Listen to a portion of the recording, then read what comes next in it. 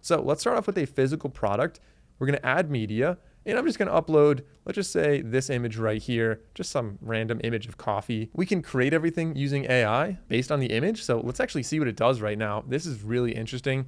AI tools are really kind of everywhere. Some of them are great, some of them are not great, and it's always worth just testing them out. Again, depending on when you're watching this video, this is very likely to change anyway. So this right here, new arrival, premium coffee beans. Actually, that's exactly what I was looking for. So let's say one pound premium coffee, subtitle, and then we have that right there. We've got a little description down here, and then we can add additional information down here. So if you wanted to add anything else, you can add that down here. And then the pricing, we have, let's say it's going to be like $8. You can add a discount. So you could say maybe it's like $7 now, discounted price, $7.57.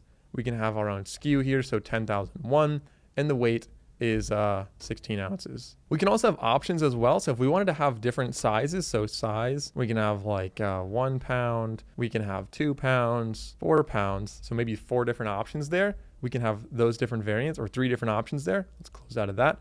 And we can have custom fields as well. So maybe if you have like an insert and it's just like a card and it's like to Natalie or whatever, then you can have that included right here. Or you could also have like engravings or embroidery or anything else that's going to be custom.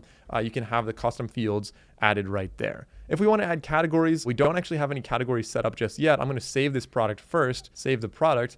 And now we can actually make a category if you wanted to. So on the left side, you'll see categories here. Let's make our first category and call this one coffee grounds and beans. Coffee grounds and beans. We can have a product. Let's add this product in here for now. We'll say save, and we can say save. Okay, great. Let's go back to products. Now within products, we have a lot of products that are just dummy products that were added in there. So I'm going to click on one at a time, select all of the products that we want to get rid of, the hat, the hand soap, all this other stuff, and then we're just going to delete them. Let's click on delete.